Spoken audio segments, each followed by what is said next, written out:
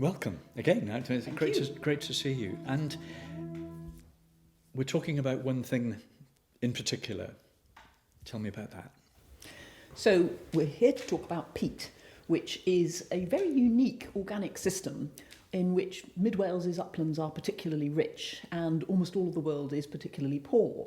The UK has 15% of all of the peat in the world, and Wales has quite a good proportion of that in its uplands. What is special about peat? Well, thinking in terms of a world facing a climate catastrophe because of the excess of carbon in the atmosphere, peat is the absolutely best weapon we've got in our armoury. Wales has 3% of its land area consisting of peatland, and it stores 25% of all the carbon that's currently held in Wales's vegetation and structures. That's an enormous return for giving just a little bit of land a job to do and letting it do it well. If we'd been paying the same amount of money into restoring and looking after our peatlands for the last 20 years that we've put into all kinds of whizzy, clever technologies, we would have a landscape of glorious pools and jewel-like mosses working away, holding carbon that we've been pumping into the atmosphere. And it would be the most effective way of doing that we could come up with. Peat is a very special system because it's kind of on the borderland between being alive and being dead.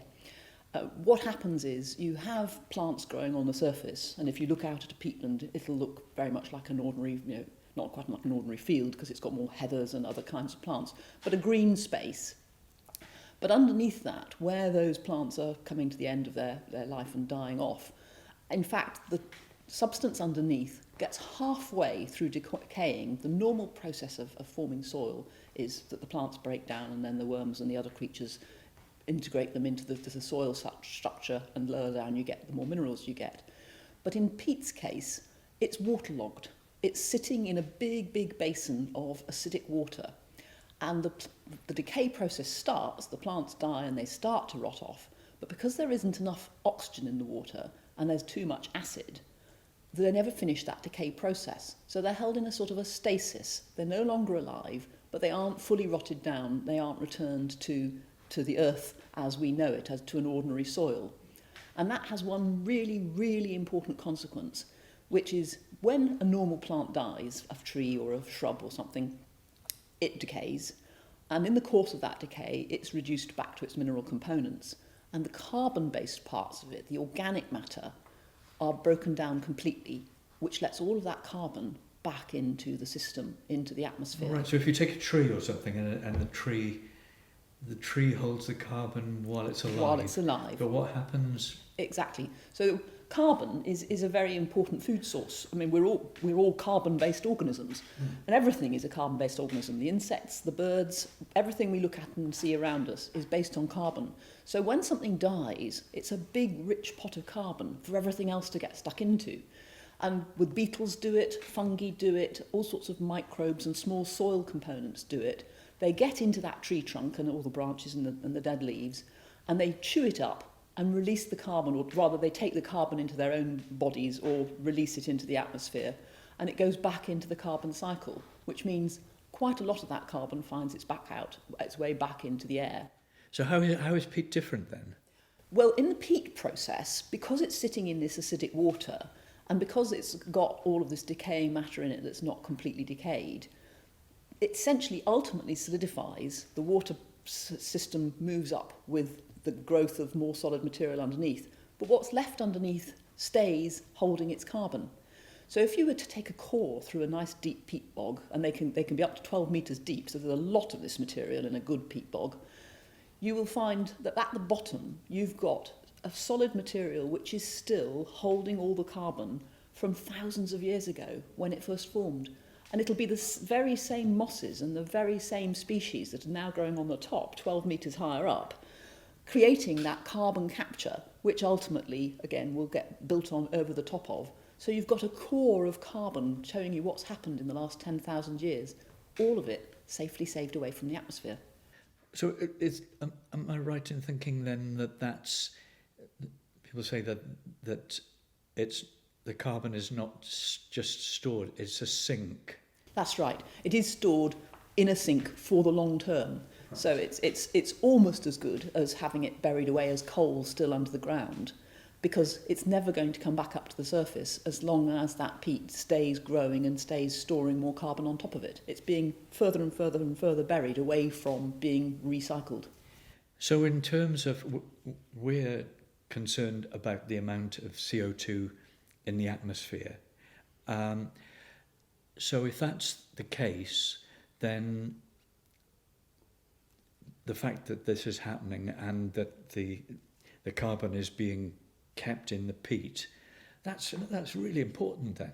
It's absolutely marvellous. There is no other system which is going to lock the carbon away from us for thousands of years. I mean, at the moment, in the last 20 years, we've developed these carbon trading systems and carbon credits for doing things like planting woodland. But trees die. They might not live for more than 30 or 40 years, certainly if you harvest them for timber. But even if you leave them in the wild, they've got lifespans, 100, 150 years. And when the tree then dies off, all that carbon comes back out again. And so all we're doing with planting trees is postponing a little bit of today's carbon being re-released to tomorrow or next year. But if it goes into a peat bog, that's it. That's it. 10,000 years. If you think back in terms of human history, you're back in the Stone Age. You're looking at things that happened so long ago we really don't know anything about them. And we're storing carbon today, which will last that time into the future. So what can go wrong in terms of, you've got this marvellous thing which takes in CO2, which we want done, and keeps it for 10,000 years. So we should be kind of revering this. This is so important. Absolutely. So what can go wrong with it? Well, the most important thing about peat is the water. This is all about the fact that the plants that are on the surface and living die into water. And once they're in the water, they go into this stasis state, which we call peat. But if that water system is disrupted, so for instance, if you go and excavate the peat, either for fuel or for garden compost or whatever, you're allowing the water to drain away or to evaporate. And that means that when the plants die on the surface, they die into an ordinary open-air system, and then they will decay completely. And the peat underneath, because it's now being exposed to air, will start to give up its carbon as well. So the thing to remember about peat is it's not just like a lump of coal, a piece of carbon which you can take and put in a coal scuttle or show off to a science class and it will still stay coal. The peat is only functioning peat while it's in its watery environment. And that's the difficulty because, of course, all of these places have been exploited by humans for one form or another for as long as humans have been exploiting the landscape, which is coming up for a couple of thousand years in mid-Wales now. So there is a risk to the peat that by using it in ways that make sense to us, we're actually damaging its ability to hang on to and keep sequestering that carbon for us. And we need to be very aware that we're making a trade-off there. We're not just saying, here's an exploitable asset, let's exploit it. We're damaging a system which is actually working very hard to preserve us and our environment for the future. Absolutely. We should be protecting it above most else, really, and most other things. It's one of the best things we've got for combating climate change. Absolutely. The other thing that I've heard is that obviously peat and peat bogs are, the peat can only exist in a peat bog, which is very watery, and that they have had a peat bog has in the past had a bad name. Well, yes. I mean, anybody who's a walker who goes up onto the uplands or indeed some lowland areas for a nice walk and steps accidentally into a peat bog will tell you at length what a very unpleasant environment they are. They are soggy, they are very well disguised with this surface carpet of vegetation. And if you're really unlucky, you can get stuck and be in a life-threatening situation up to, your waist in water and clingy materials, which are very hard to find their way out of. So modern humans who are used to treating the outdoors as a recreational playground tend to think of them as dismal, dangerous places that you would like to get rid of, or at least to avoid as much as you can. But of course, our ancestors would have seen them very differently. They were fantastic places for foraging particular plants. They would support all kinds of life in terms of fungi and insects and so forth that would be very useful to them. Many dyes can be made from plants that grow only in peat bogs, for instance. A lot of peat bogs have been drained, haven't they? Yes, peat has been used as a fuel for thousands of years, and indeed I think the Irish still do, although they're trying to stop it being done on a commercial scale. It is like coal, it is a good source of carbon, and it will burn once it's dried out properly.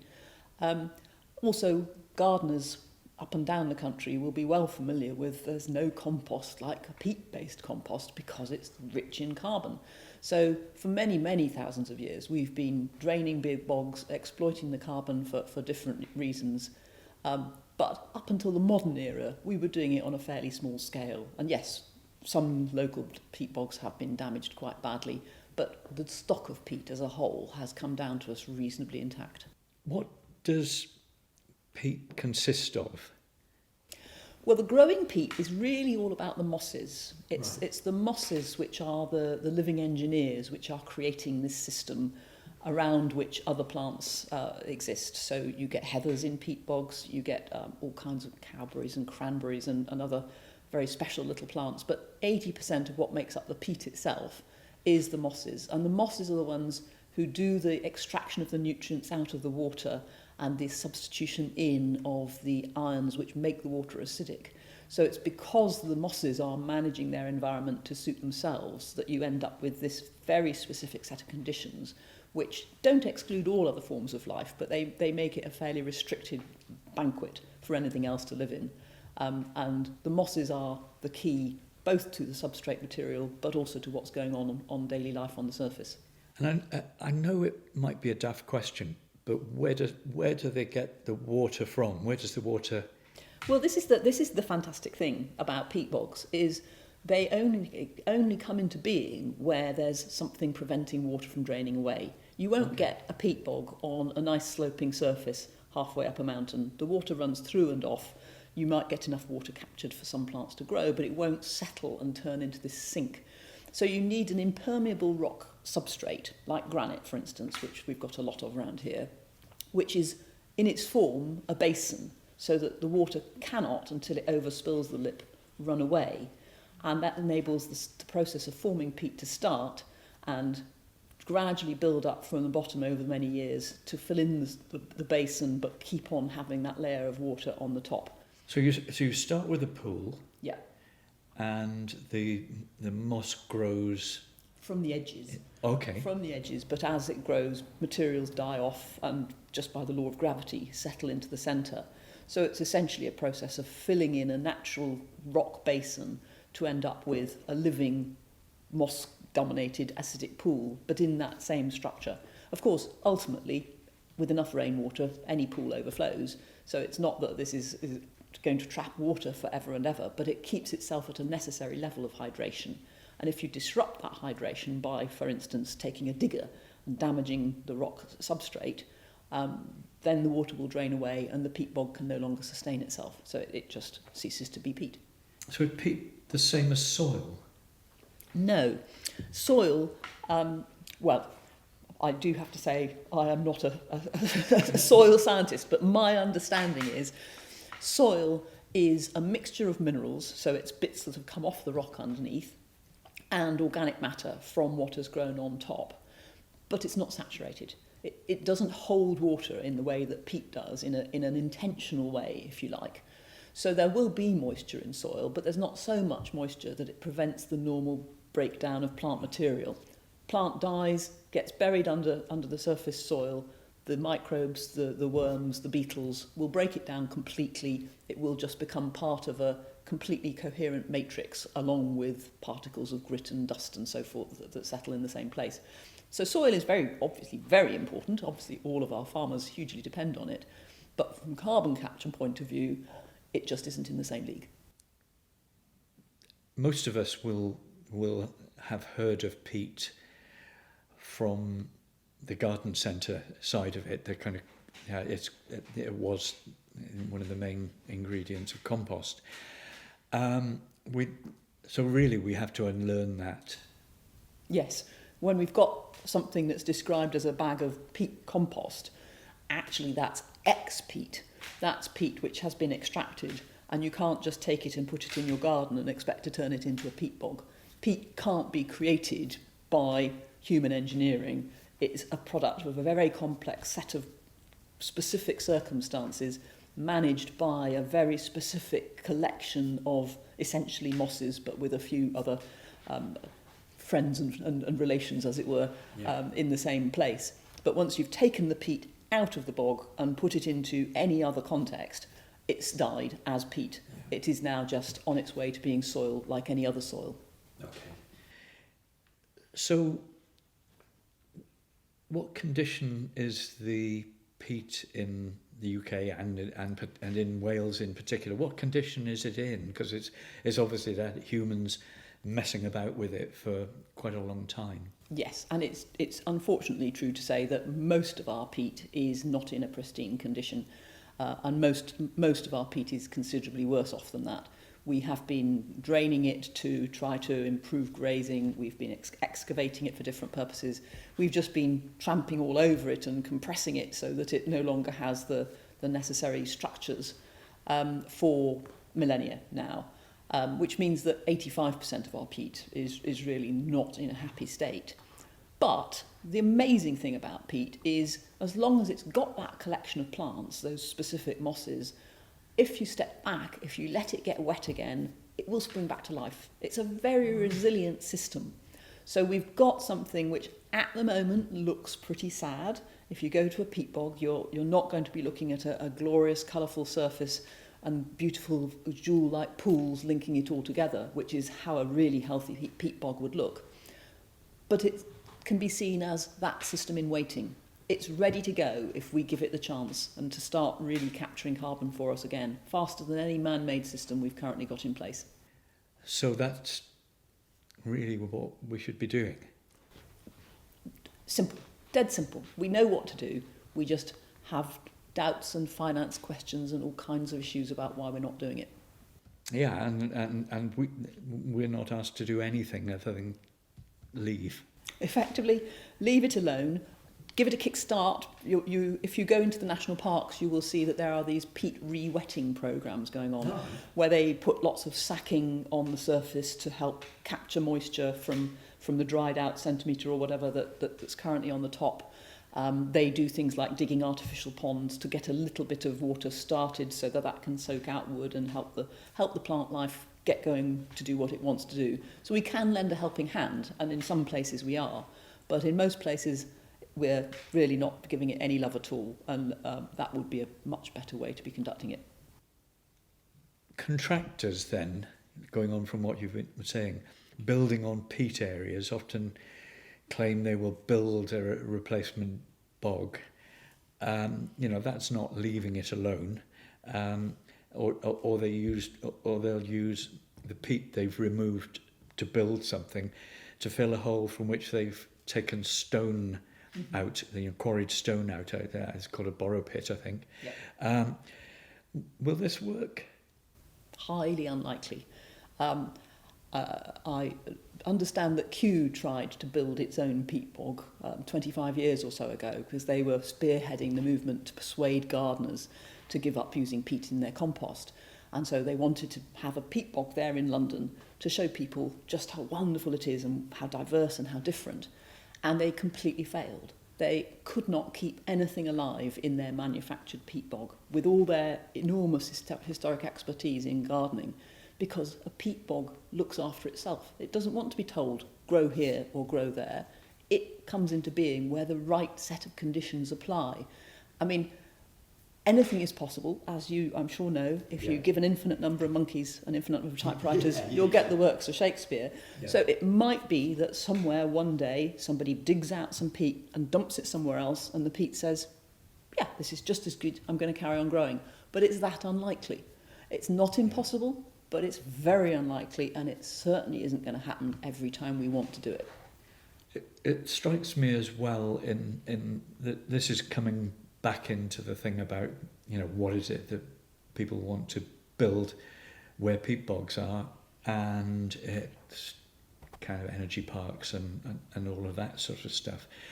That's all things which, in our experience, and it's partly why we're doing that hands-off Wales thing, it's a rush. It's in a hurry, and we want to do this, and we've got a problem to solve of energy, and so we want to do all this work.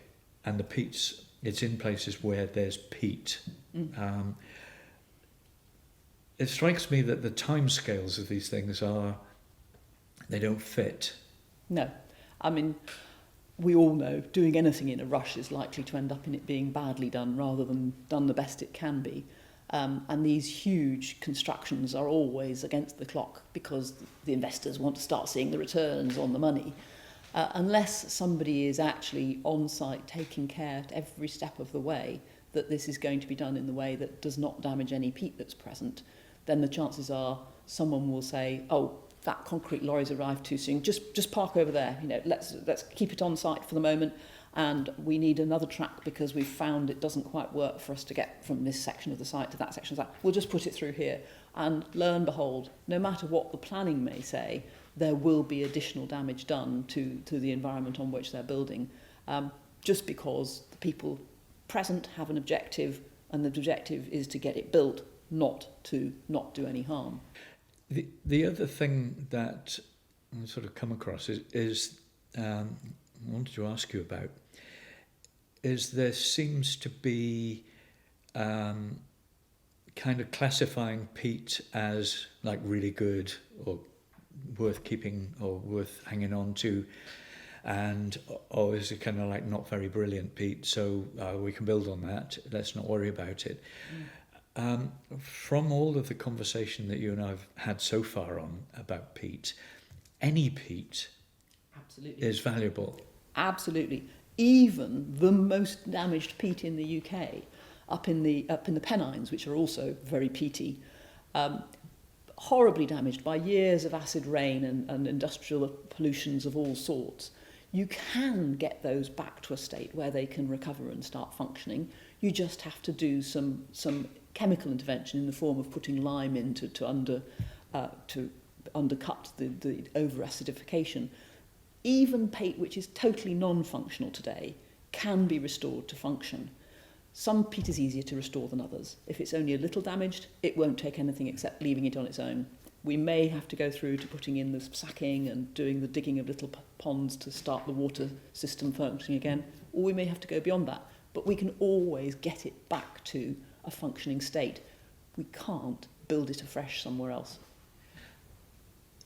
So, should peat be valued given a kind of financial value? Indeed. I've already mentioned carbon credits, which are much better known in the forestry context, but there is a peatland carbon code which is in place to enable people to essentially get carbon credits from looking after and maintaining functioning peatland. So you can include it in the financial cycle in the same way as you can include many other kinds of carbon asset. But I don't think it's really appreciated that this is the very best. You can plant all the trees you like and get your carbon credits for them, but sooner or later those trees will come down and that carbon will be released. Whereas if you get your carbon credit from funding a peat bog being restored, that's it. You've got 10,000 years worth of peat locked up. Is anyone or any organisation, apart from the Cambrian Mountain Society, speaking up on behalf of peat and peat bogs? If you look at most of the big conservation charities, actually, if you go to the RSPB or the Woodland Trust or the Wildlife Trust, any of them, and put peat into the search terms, you will find pages of enthusiastic descriptions of just how important, how precious, how valuable these things are. But they're quite difficult to sell in an era of visual media because unless you get up close, the way to visit a peat bog is on your hands and knees. Get down, look at the mosses, look at the tiny insects and the cranberries and things which you can walk past and never ever see are there. So if you think of trying to present this podcast on camera, there I'd be standing against the background of a very large area of green, brown, flat background, and it just doesn't leap out and grab you. So it's quite hard for the campaigners who want to present something visually, and all of our social media is all about getting visual attention. Peat bogs are hard to sell in that world. Peat needs PR. Peat needs PR. Peat needs PR, and Peat needs attention to detail, and that's something, you know, busy humans with lots of distractions going on find hard to do. Seems to have been no shortage of money to build or to design or whatever carbon capture factories. If you imagine that peatland had that kind of money invested in it, in them, yeah, that would go a long way, wouldn't it? Oh, absolutely. I mean, it's only 3% of Wales's surface area is peat, and it holds 25% of our stored carbon. 3% of that of the land area, if we'd spent 20 years doing the research and restoration on peat that we've spent doing all kinds of fancy highfalutin carbon capture and storage schemes, it would all be pristine today. We would be taking people to see the jewel-coloured mosses and admire the glittering pools and just be overawed by the dynamic diversity of the place. But humans like kit, humans like technology, humans like things that look human, as in I can see that this has been made by man, and so it's been overlooked. Yeah, now's a good point to ask you about the petition. Yes, so we've just launched a petition asking the Senedd to hold a debate on the subject of peatlands, and the reason that we've done this is that we became aware from having some correspondence with the Senedd that actually there was a misconception going on that peat is protected from development because it's an important resource, when actually in the current planning system it isn't protected. There is protection for sites of special scientific interest, and some of those hold peat. But peat that's not in a site of special scientific interest doesn't get that protection, and that's the majority of our peat. So the policymakers believe that the job is done and that there isn't going to be further damage. Actually, there is. So we're asking the Senedd to hold a debate just to consider the various threats that our peat is facing, including, for example, from the wildfires that we're getting more and more of in the uplands, and to consider putting in place some protection to make sure that the conditions leading to those fires aren't just allowed to get worse because nobody's paying attention because they think the job is done. I'm understanding now a lot more. Peat and peat bogs are the same thing. Peat can, if it is degraded, it can be asked to repair itself if it's given the right circumstances to do that, and that's what we should be doing. And we shouldn't be kind of like damaging or destroying it even more in the future. That should be stopped. So, in terms of the petition, what would you like people to do? If you do nothing else, go online and add your name to the petition. At 250 signatures, and actually we already have 250 signatures because we collected more than that at the Royal Welsh. At 250 signatures, the petitions committee will consider the petition, but we need 10,000 signatures before the Senedd is effectively forced to hold a debate. And we know how difficult the position of being a new government is and how many things are demanding attention, all of it immediately. We want to get 10,000 signatures to make sure that the Senedd does take this on board and does think carefully about it. But if you've got 5 minutes more after you've signed the petition, then write to your Senedd member and tell them that you've signed the petition and tell them that you think they should support the proposition that peat should be protected from development when the debate comes to be held. Because, unfortunately, like the rest of us, Senedd members generally don't know a great deal about peat. They may well not take very much notice of it when it's being discussed. They may not even be present in the chamber. So write to your Senedd members, tell them you think this is a really important issue for them to get on board with, and by all means ask them to watch this podcast to understand a bit more about why it's important. But let's get the Senedd lined up to do the job that needs doing, and there are 2 ways you can help to do that. Great. Well, thank you very much, Lorna. I understood. It's really exciting, and for Pete's sake.